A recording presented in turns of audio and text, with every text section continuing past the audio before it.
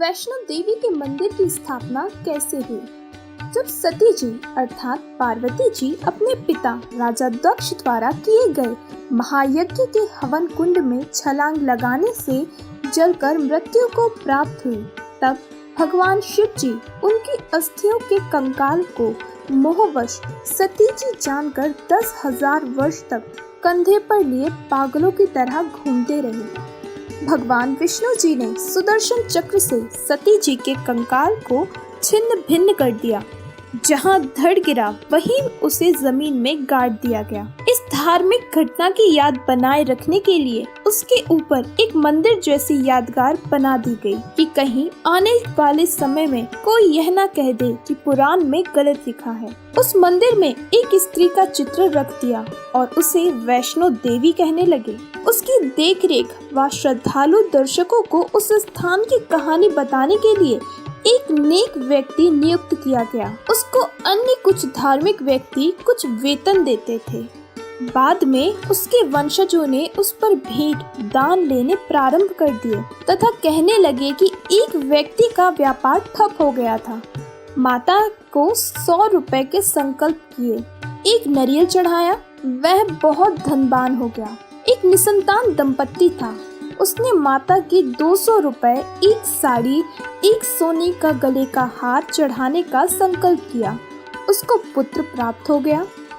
इस प्रकार भोली आत्माएं इन दंत कथाओं पर आधारित होकर अपनी पवित्र गीता जी तथा पवित्र वेदों को भूल गए, जिसमें वह सर्व साधना शास्त्र विधि रहित लिखी है, जिसके कारण ना कोई सुख होता है, ना कोई कार्य सिद्ध होता है और ना ही परम गति अर्थात मुक्ति प्राप्त होती है। प्रमाण के लिए देखें पवित्र गीता जी के अध्याय 16 के श्लोक 23 व 24 में। इस प्रकार जहाँ देवी की आंखें गिरी वहाँ नैना देवी का मंदिर, व जहाँ जिह्वा गिरी वहाँ श्री ज्वाला जी का मंदिर, तथा जहाँ धड़ गिरा वहाँ वैष्णो देवी जी के मंदिर की स्थापना हुई। पुण्यात्माओं, जो सदग्रंथों के विपरीत ज्ञान, शास्त्र विरुद्ध ज्ञान जो संत बता रहे हैं और शास्त्र विधि त्याग कर मनमाना आचरण कर और करवा रहे हैं, शास्त्र विधि त्याग कर मनमानी पूजाएं कर रहे हैं, वो न तो स्वयं कोई लाभ प्राप्त कर रहे हैं मनुष्य जीवन का और न ही उनके अनुयायी। इसके लिए श्रीमद् भगवत गीता अध्याय 16 श्लोक 23 में और 24 में कहा है। 23 में कहा कि शास्त्र विधि को त्याग कर जो मनमाना आचरण करते हैं उनको न तो कोई सुख होता है और न ही उनकी कोई गति होती है और न ही सिद्धि को प्राप्त होते हैं, अर्थात व्यर्थ। श्लोक 24 में कहा कि इससे तेरे लिए अर्जुन कर्तव्य और अकर्तव्य की व्यवस्था में शास्त्र ही प्रमाण है। कर्तव्य माने जो शास्त्र अनुकूल साधनाएं हैं, जो साधनाएं आपने करनी चाहिए, और अकर्तव्य जो ना करने योग्य हैं वो सदग्रंथों से ही जाना जाता है। कोई अपनी लोकवेद दंत कथा सुनाता है, उसको हमने स्वीकार नहीं करना चाहिए। आप जी को इस दास ने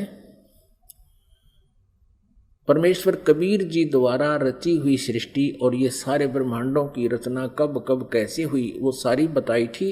इस दास ने आपको मौखिक सुनाया था, वर्बली सुनाई थी, और आज इन सदग्रंथों ने, हमारे शास्त्रों ने प्रमाणित कर दिया कि जो 600 वर्ष पहले परमेश्वर कबीर जी ने हमें ज्ञान दिया था वो आज हमारे सदग्रंथों में विद्यमान है। और ये नकली गुरु आचार्य झूठे वेद ज्ञानहीन, शास्त्रों के ज्ञान से हीन हैं, और ये कहते हैं ब्रह्मा विष्णु महेश अजर व अमर हैं, इनके कोई माता पिता नहीं, ये सर्वेश्वर हैं, महेश्वर हैं। अब ये तो कंसेप्ट क्लियर हो गया दुर्गा का कि दुर्गा इनकी माता है, फाइनल हो गया। और तीनों का विवाह कर दिया दुर्गा ने, अपने ही 3 रूप बना करके। ये खुद कहती है कि मैं एक से अनेक हो जाती है ये देवी, और 3 रूप धारण करके इसने तीनों पुत्रों का विवाह कर दिया।